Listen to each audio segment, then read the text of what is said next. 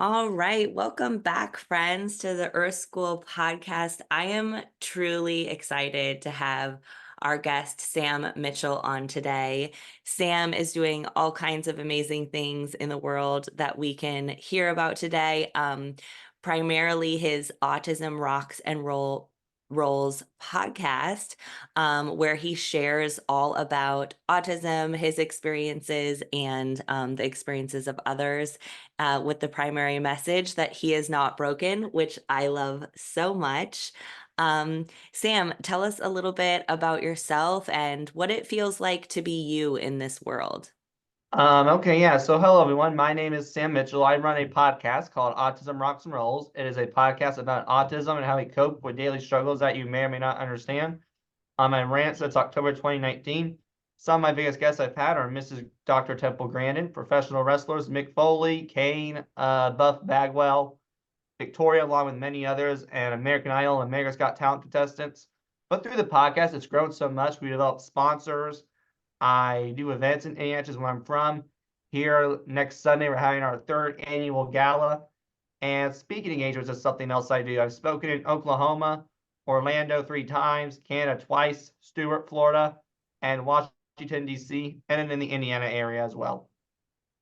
Wow, Sam, you've been busy. It's been since 2019, did you say? Yes, and I forgot to answer your second question, so I'll do that for you. I'd To love to hear it. a autism, I see it as a different way of just thinking and a different perspective.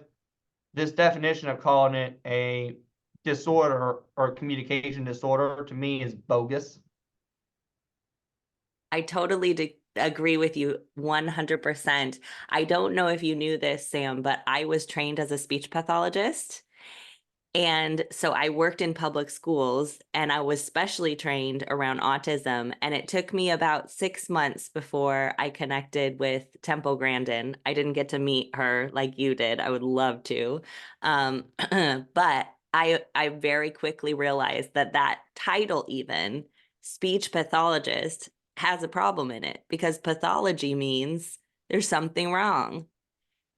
And so this pathologizing was put, onto you at such a young age. Can I ask when you were first diagnosed? Well, I admire what you do because one, I have a friend who's going for speech pathology actually as well. And I had speech therapy from kindergarten to 12th grade until I graduated. So very helpful on that one. But I was Yes, thank diagnosed you. at the early age of 4. Hmm. So I was very early on with my diagnosis. And my parents never gave up on me, which I'm thankful for. I bet they wanted to Amazing. some days, but they didn't. And I can't remember much of the diagnosis because I was so young and I've slept since then. But I can remember telling you about when I was 6, I had a book, Understanding Sand, that my mother read to me. Mm. And that was her way of telling me I had autism. Hmm. And I kind of knew where this was going. So when I was like, okay, just cut to the ordeal. I have this, don't I? She was like, yep, Mm. you're making it pretty up. I was like, well, she said yes. I figured she was making it pretty obvious. But when that happened, my life made sense. It wasn't me being odd. This is why I do the things I do. It's a medical condition behind it. Yes. Now, is it an excuse? No. I've used it as an excuse a couple times and I was ripped a new one to say the least. But I understood that I still had to do it. Yes. Sam, I really appreciate how you framed that. I have had 3 traumatic brain injuries, and there's something really significant about that moment when you're told it's not just that you're confused or odd, as you said, or that you can't figure it out or you can't do it right. It's that something actually is going on. And I really appreciate that you say autism is not a disorder, but it's a medical condition. Can you tell us more about that differentiation for you? Yeah, I mean, the medical condition makes me do things that I can't help. I mean, I can't help some days that I have foot and mouth syndrome. Yeah. I mean, it literally just comes across. It's a habit I still work on. They always say, think before you speak. Hmm. that phrase doesn't really exist with me. Yeah, I'm trying to make it exist, trust me. It's not the fact I don't want it to exist. right. It's just there are days where it's like it's not there. Um, Exactly. I don't believe in the nonverbal communication, as I call it. I'm not talking about those on the spectrum who are non-speaking. I'm talking about body language, Hmm. facial expressions, gestures. I'm the worst at that. And then I always have a hard time with decisions Yep. because I take every factor. I overanalyze. Hmm. As my mother says, I way overthink it. I think too much into it when I should literally just make a decision and go with it. The problem is when I try to go with it, the others bite me back. It's like, well, wait a minute here. Well, wait a minute Yeah. here. Yeah. You're trying to walk this line between impulsive and really thought through, and there's people giving you feedback on both sides of it. And I think especially with those of us who I don't know, I was going to say identify as neurodivergent. Do you identify as neurodivergent? Yeah, I'm also ADHD, so that kind of Uh-huh. comes into play as well as I've gotten older. Hmm. But the worst is when you have two people who disagree. Hmm. It's like, who's right? The worst is when main worst is when my parents disagree. I mean, I'm happy that they're making me make my own decision, but when I ask for help, I'm getting two different answers. Who's right? Oh my gosh, this is like the primary question of my life was who's right. I was such a person who was trying to follow the rules because I was being told so often I was doing it wrong. But when the rules are confusing, it leaves you really frustrated. And I'm curious, as you are developing the skills to make your decisions without your parents being able to say this is the right path or some other outside entity being able to say this is right or wrong, how are you developing your own ability to determine what's right for you versus like what's right according to the world? I stick to my moral grounds, and if you hate it, you may leave. That's really how I do it. It's That's just so sticking to what I beautiful. believe in and what I think is right. Yeah. At the end of the day, I'm not my parents. Yeah. That's huge. And so many people in the world live their whole lives trying to do what they think their parents think is good, right? And they don't have this, how did you call it? Moral compass Yeah. that can guide them. How did you develop your moral compass? Well, I mean, I looked into what my parents taught me, Mm-hmm. and there's some stuff with my parents that I do, Mm-hmm. and there's some stuff my parents that I'm not going to do. Yeah.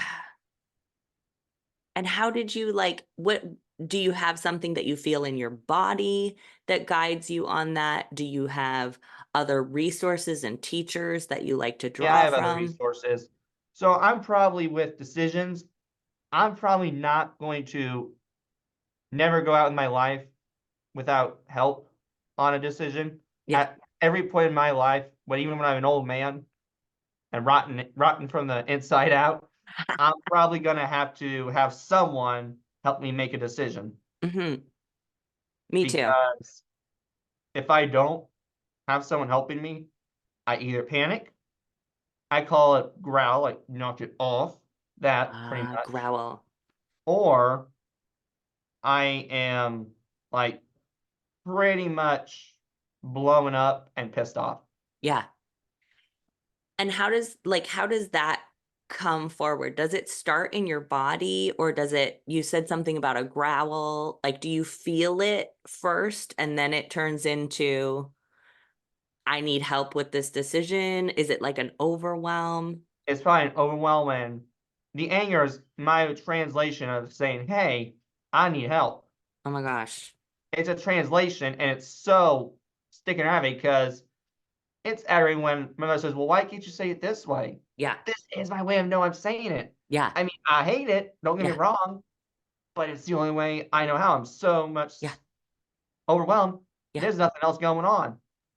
Sam, this is really important because yes, I think people may experience you as, or people with autism as being a little bit more on this Like maybe my behavior is communicating first before my words. But let's be honest, most people, their behavior is saying something before their words, right? So how have you helped the people around you, and how have you helped yourself in understanding, like, just because I look angry, it doesn't mean go away. It means help me more. Yeah, I know, and that's something I'm working on is trying to express it without doing one of the three items, but I don't know how to. I Yes. mean, but I literally get so overwhelmed that it's nothing else is going on. Yeah. Have you heard the term meltdown? Yeah, I had it when I was a younger kid. Yeah.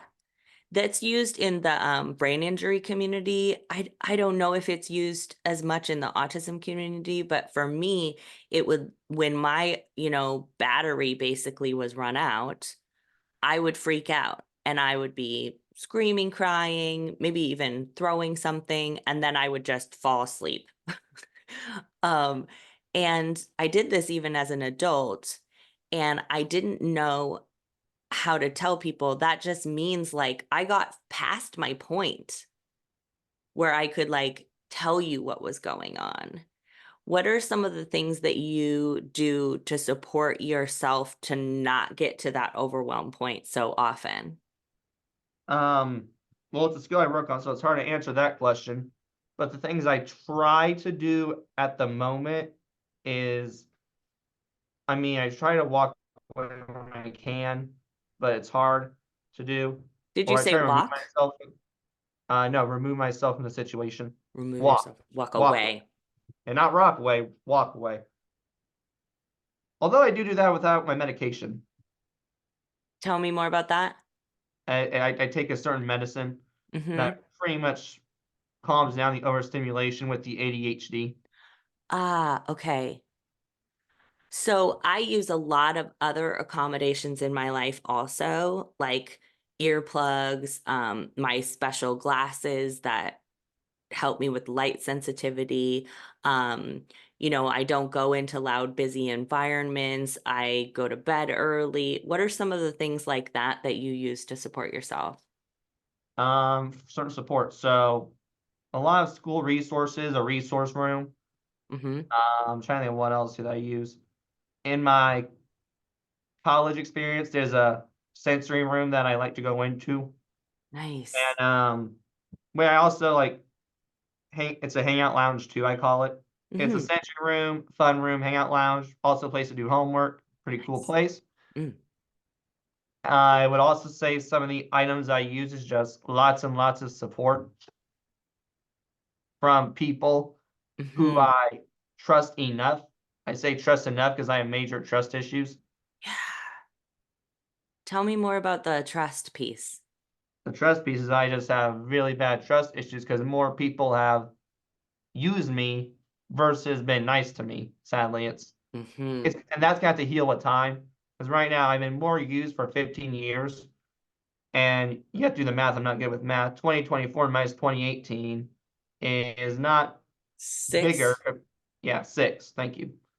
So six. Being nice here, used here. So Yeah. hopefully one day it will just take steps to go up the ladder. Even But for out. now, because it's still here. It's not me being stubborn. Right. It was literally the time span. And Yeah. I hope one day I get out of it. Yeah. So when you say being used, what do you mean by that? They pretended to be my friend, but it wasn't true. They were just nice to me for the heck of it, and it Hmm. wasn't sincere.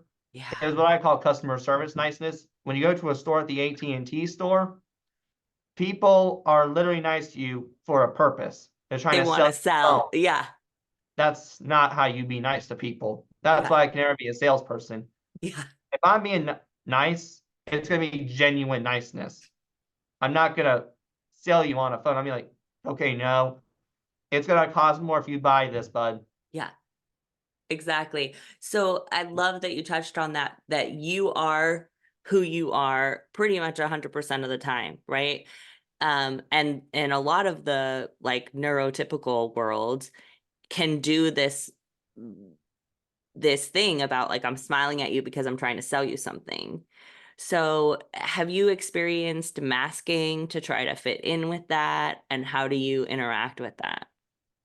As far as I'm aware, no, but I could have, and I just don't realize it. Hmm.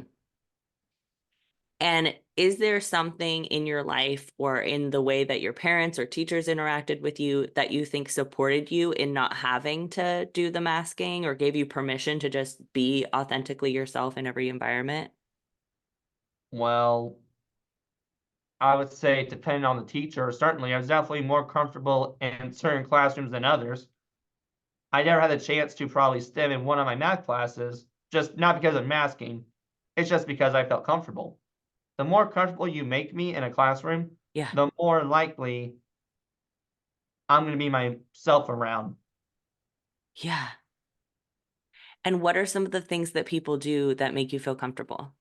Well, let's see. It depends on what they do. For some, it's let me be. One, it's slowing down the pace for understanding a certain topic on math. For some, it's the teacher and I just get along with great personalities.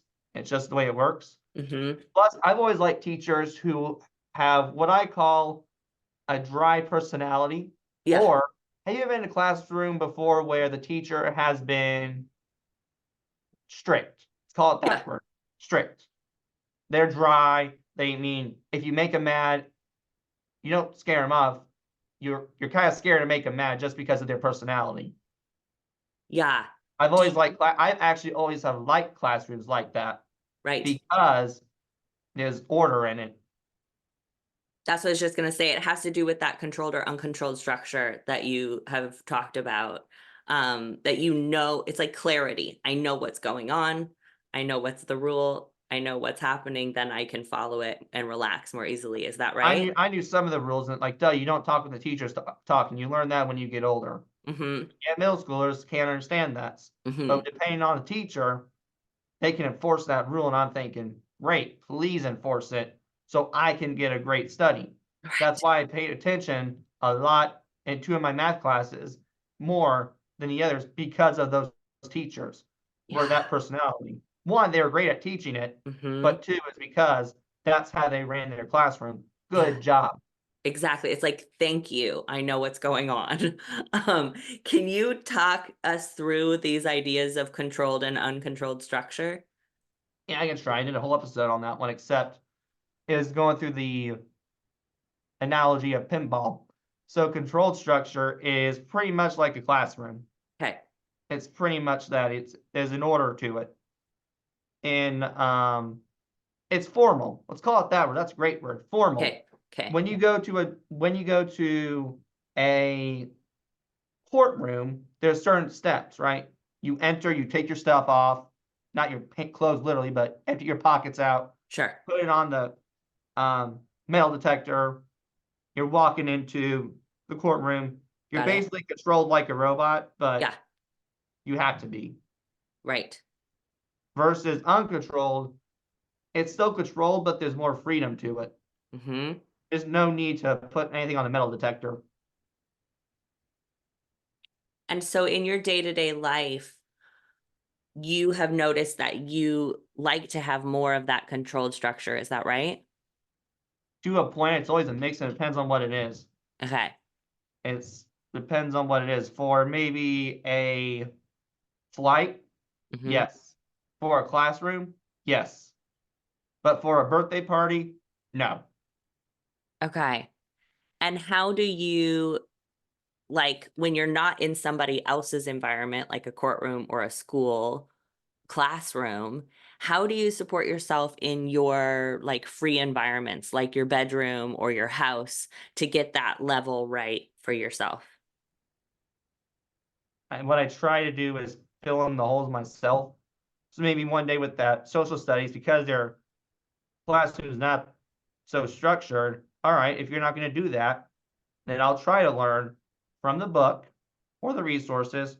And it's just frustrating to have to do this, but I have to teach myself. Yeah. Really? What you're pointing to is that sort of mature, I don't know what the word is, like when you mature to the point in your environments where you realize, okay, this person's maybe not going to do this thing for me that's going to be the best for me. So I'm going to have to take it upon myself to do that for me. And yeah, that's not our first choice, right? But how do you, oops, I think I lost you. I had to do something. There we go. Okay, go ahead. Okay. You need a moment, or are we good? No, I'm good. I got it out. Great, great, great. Um, so yeah, how do you connect with that self-responsibility? Like, I'm going to take care of it for myself. I don't like it, but this is what's best for me, so I'm going to do it myself. How do you navigate that? Well, in school, I have to. It's required to pass the class. Mhm. And it also depends on what is required of me. It's required to get a degree in high school for most people. Now, if you Mhm. drop out, whatever, that's your decision, Yeah. but you're missing out on a lot. But that's just, again, a personal opinion of mine. But it also depends on what isn't required. Yeah. Yeah, I'm curious about how you grew that personal opinion within yourself, right? Because it is easy for a lot of folks to just give up when the system isn't supporting them, and it's more rare for someone to be able to find the strength to say, I'm going to take responsibility for myself because I want this thing, so I'm going to do the extra work since the system is not giving it to me. How did you get that? Well, I'm lucky than most some. I know someone else who was once a guest. He got robbed Mhm. by the system. Mhm. He got through it. So it's the same thing. I got through it. But I'm not going to lie to you. If you do what if you went through what he did, Yeah. you would definitely be bitter a little bit to the education system Yeah, of or bitter to what happened. course. Kind of like my little cliche phrase of I'll forgive you, but I ain't gonna forget. Mhm. I have the people who have used me, if they ever apologize, I'd accept it, Mhm. but I ain't gonna forget it. I'm gonna trust you less than Right. this person who didn't use me. That's probably why I also realize that I'm taking my anger on the wrong people. Okay, tell me Why am more I about punishing that. this friend of mine who, from the beginning, had my back? Yeah. Why am I not trusting him more? Why am I not doing that? How stupid am I? Mm. Well, on one level, it's just your nervous system, right? You told us how you have had more experiences with people being dangerous or not safe than you have with people being trustworthy. So your body has that information. And like you said, it's going to take time and accumulating more of those trustworthy experiences. So I'm curious, you mentioned your friend who has gotten pretty bitter for good reason, right? And you have had maybe not quite the same experiences that he's had, but you've certainly had challenging experiences where people have used you, like you said, disappointed you.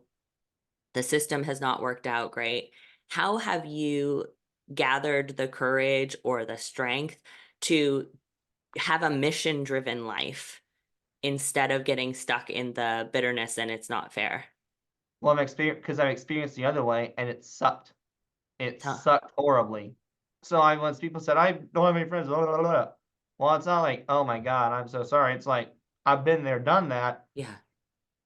but we have to get over ourselves if we're gonna do it the other way. That's really powerful and something so many people don't know how to do. What do you think? Do you think you had like extra help? I don't know. Do you have any relationship with the idea of a higher power or some greater meaning outside of ourself? Yeah, I know what you're going for. The answer is no. Mhm. I've always believed in I'm myself. I don't need other people who are higher than me with the power. I Yeah. got people in general and I got myself. So from a personal experience, it's not the fact that I don't want the help, it's just I don't need their help. Yeah. Do I appreciate it's there? Yeah, sure. One of my best friends, he's a Christian. He Mhm. probably needs him. And I'm fine Right. with that. Whatever. You Right. believe it all you want. But because of what I have and what I have around me, Yeah. I don't need them. However, if I didn't, I probably would turn into a Christian or go into some form of religion. I love the clarity with which you're just saying, if you need that, great. It doesn't resonate for me, great. And that goes back to sort of your I'm doing my thing, my moral compass, and I'm not focusing on what other people think about that. Can you tell us a little bit more about how you have developed the strength to trust yourself in that way? Well, I've trusted myself. Well, I don't trust myself a lot. That's another skill I need to develop a little more. But what I do mostly is how I trust myself is if I would like to go to it, I want to go to it. And everything's not for everybody. Yeah. I know once upon a time there was a wrestling show that supported LGBTQ. Mm-hmm. Now, who do you think is probably going to go to that? A lot of people who are LGBTQ. Uh-huh. There's probably some people out there who aren't going to go because they don't support same-sex marriage Okay. or love, Okay. same-sex love. I do. Mm-hmm. I will support it. And to me, it's frustrating that we have to have support groups. I've always hated like, oh, this is for the LGBTQ community. This is for only the autism community. This is only for people who've had cancer. Yeah. No, it needs to be for everybody. Yeah. We all have differences. We're all, one of us may be have the same sex marriage, not issue, but just have a different opinion on what they like. And that goes for hobbies and beliefs. Oh my gosh, this is really important. Can you tell me more about what you mean by we don't need all the separate things? We're not different? No, I'm going to take that back a little. We are different. I'm not going to lie to you, but everybody is. My Hmm. best friend's in a wheelchair. I got two working legs. Example. Yeah, it's a Another, great my example. dad likes to do hay for a living. I like, well, he does do it for a living. It's a side gig. I like it, but I don't love it as much as he does. He's a kid in a candy store when he messes around with farm equipment. I'm a kid in a candy store when I go to a hot sauce shop. Hot sauce. So tell me more about we have all these unique things about, who we are as individuals, but then there's also this we can all recognize each other and be the same in another aspect. The piece you were pointing out about we don't need the separate night for the LGBTQ group or whatever.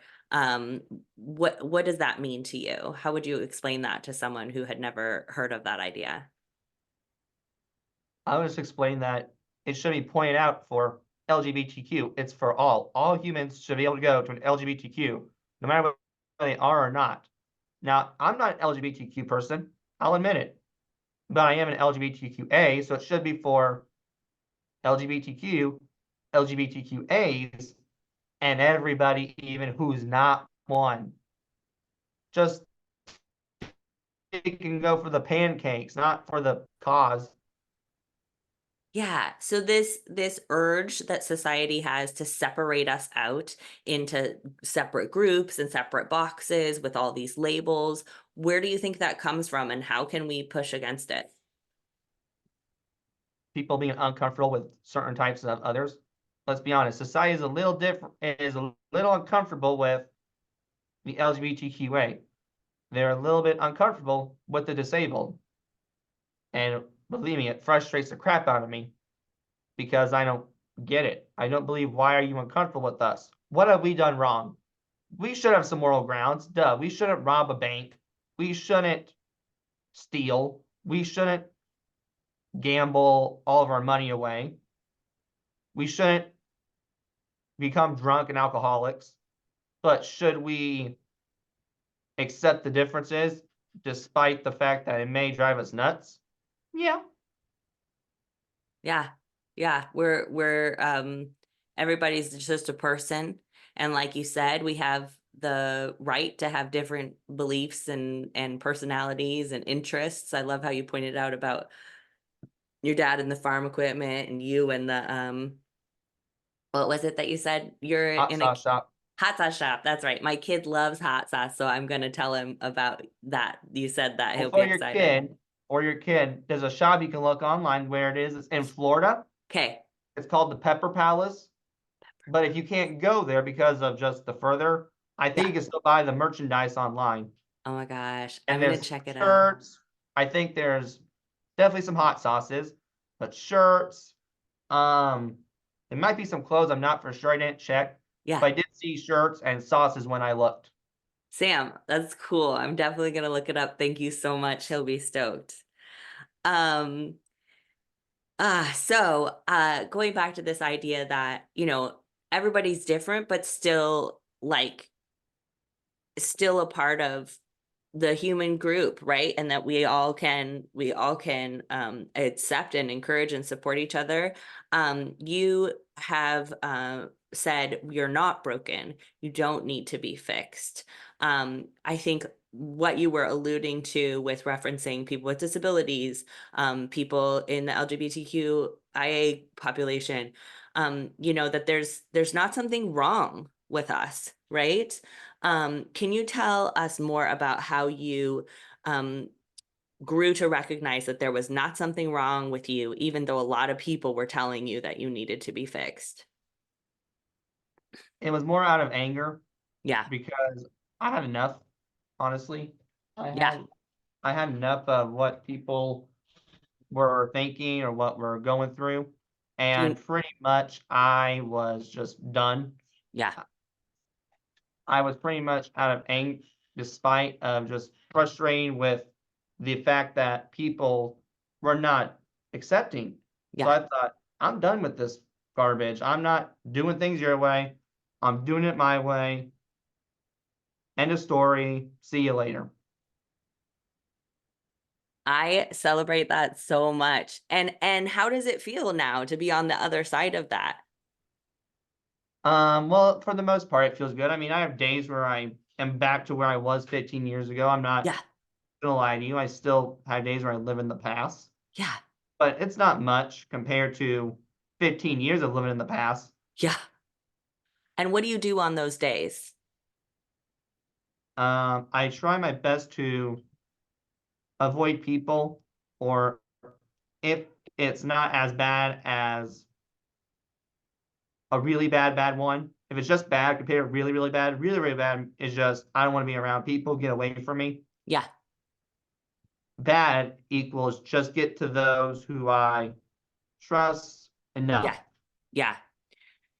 So in those really, really bad, and it sounds like you give yourself permission to almost like take a break from it all. Does Pretty that feel much. And right? also a lot of music helps too. Oh, So tell me about that. so a hobby I like to do when I am not aggravated or and not nervous, but because of the nerves around people, I have a speaking engagement today actually at 7:20. I'll be speaking to some people from an autism summit slash group. And Congratulations. because I have trust issues with people, and this is a surprise factor because I'm in broadcasting, I hate people. I'm not gonna lie to you.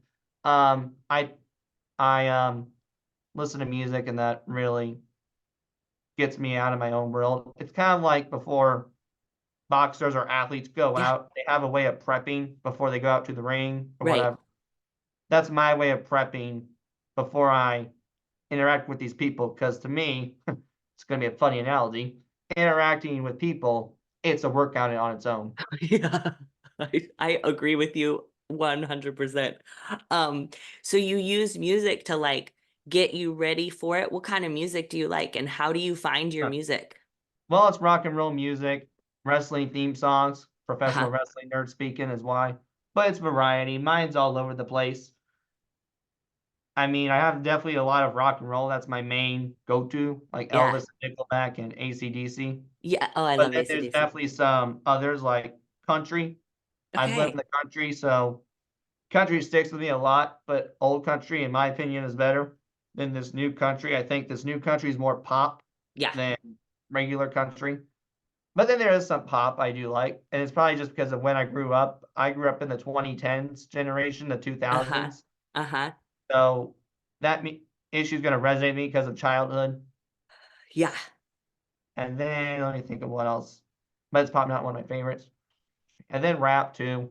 Oh I yeah, mean, definitely beats and tempo. I mean, when you hear rap, it's lyrical, in my opinion. it is. It's It's like it's more poetry. it's the most poematic music out Yes, of all.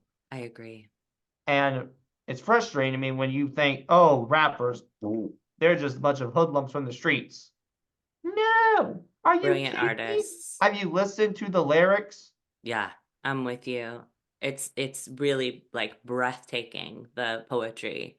Um, I And it's a totally agree. resemblance of me almost. Just think about it. When you look at some of these people, Yeah, they think they're from the hood. They yeah, think, oh, they're stupid. They probably all they know is buying drugs and going to prison. yeah, No, that's not all they know. yeah, Try again.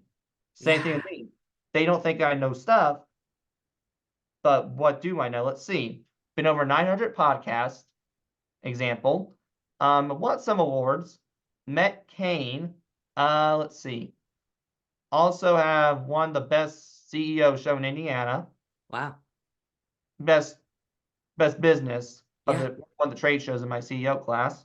Um, Placed second place in a certain competition for JAG, and I traveled internationally.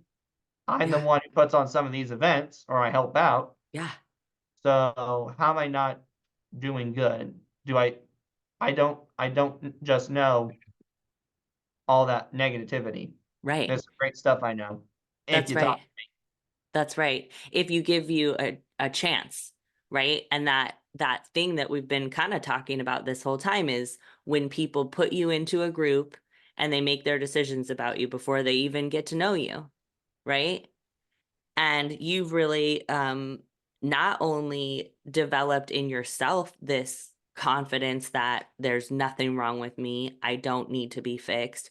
You're now helping others who have maybe who have autism, but maybe who have any other sort of experience where they've been told they're broken or they need to be fixed through your podcast and your speaking events. Can you tell us a little bit about your podcast, how it came to be, how you got the idea? well, the podcast started. I joined my high school's media club, and I fell in love with it so much that I began my own podcast, Autism Rocks and Roll. Is how it came about. But it was originally supposed to be a hobby. Uh-huh. But then one download turned to 10, 10 turned to 20, 40 turned to 60. Now I'm getting calls for sponsors, which I didn't know you could sponsor a podcast. I just thought that was for events. Yeah. And then all of a sudden, we get the idea to plan a gala. Okay. Now all of a sudden, I'm getting invited to speak out of my own state to go to Oklahoma, not for a vacation, but for something that can make me some money. Amazing. Okay. That's pretty cool. Let's do it. And then it just goes on from there. And as they say, the rest is history.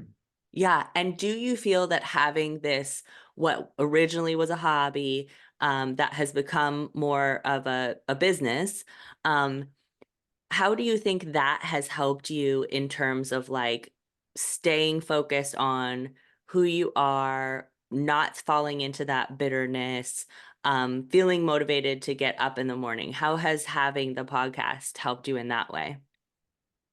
Well, I think it gives me something to do. I Yeah. mean, I've always been the person with ADHD. I hate relaxing on the couch. Hmm. You ever heard the phrase, there's not, have you ever been like on the phrase of lazy Sundays or I hate those type of days or I hate lazy weekends where I'm not Yeah. doing much? You're like, hello. Let's do something. Okay, relax for like 5 minutes, watch TV. That was fine. But let's do something. Yeah. I don't like to sit around and do nothing. That has never been the type of person I am. I know some people like to relax, and maybe I will as I get older, but it's hard for me to imagine that right now. It could be, but I might be one of those old men who is working at Walmart. Yeah, yeah, for sure. I don't think I'm a person who will do well like with some sort of retirement. Like I need something to do. I agree with you.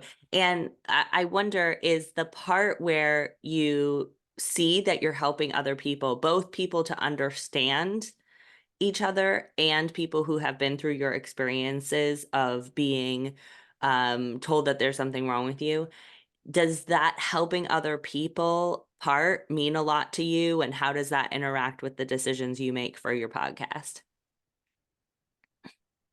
So I would definitely say I use some of the stories in my podcast.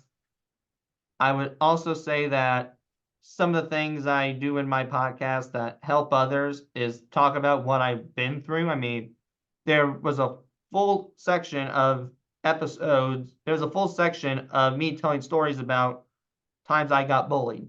Hmm. And what is your main hope that people receive from the podcast?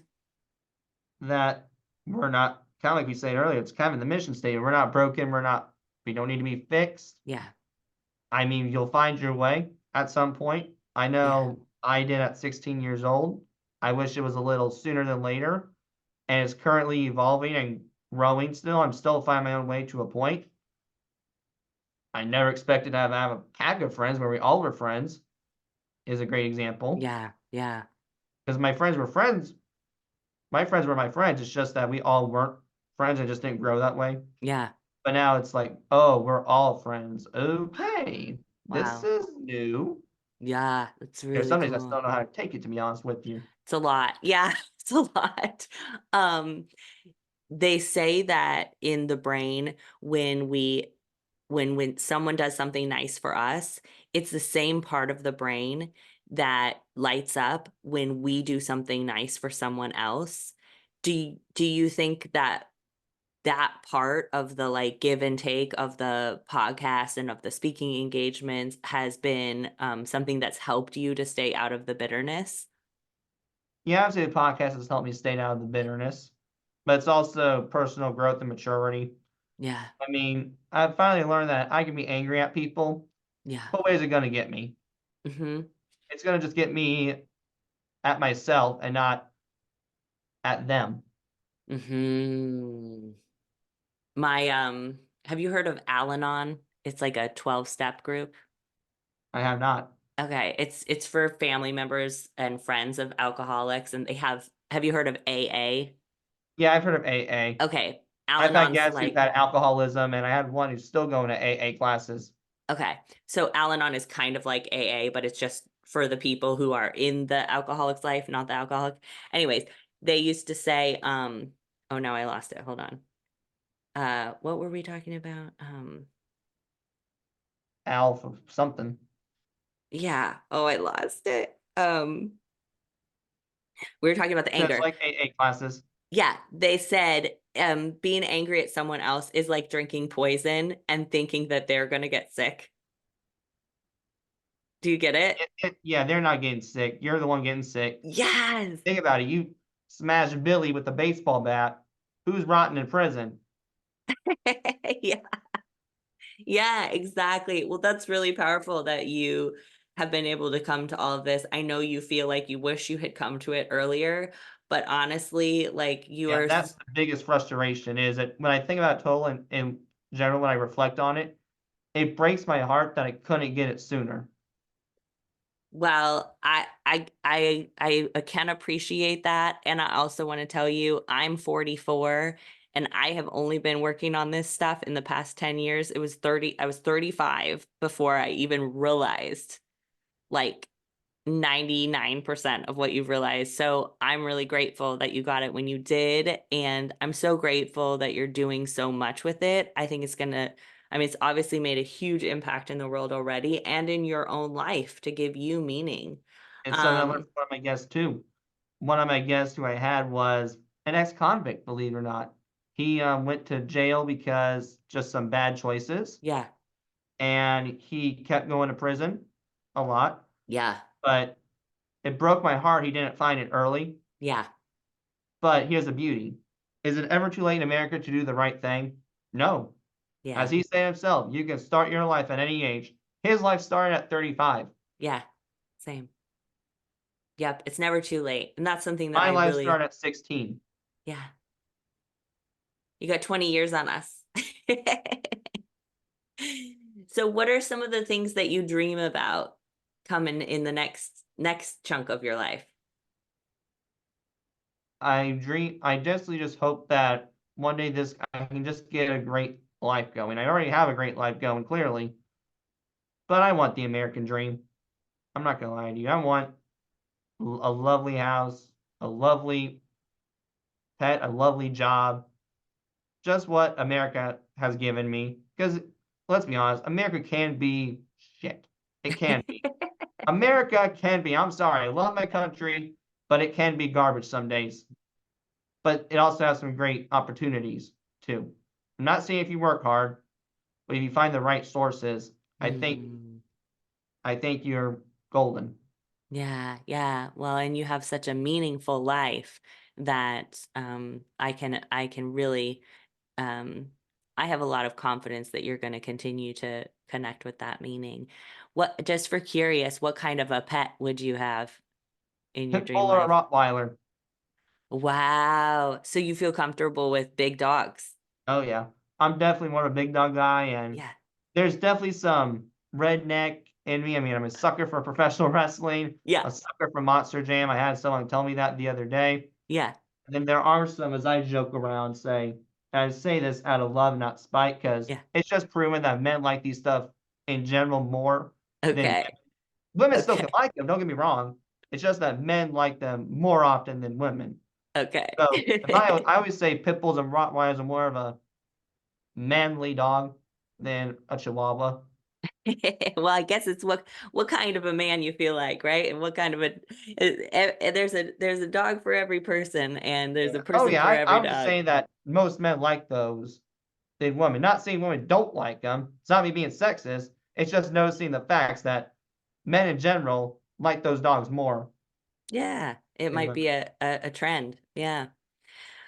Well, Sam, what else would you like to tell us as we wrap up about your podcast or about where people can find you and talk to you about speaking engagements? Well, if you want to find me, I'm on your favorite media platform. Not a hard guy to find. If you Google autism rocks and rolls, something will pop up. Hmm. And if you want to listen to the podcast, it's on your favorite media platforms. And thank you for having me on. It was a great time. Yeah, I really enjoyed meeting you so much, Sam. And just hang on one second and I'm going to end the recording and then we'll say goodbye.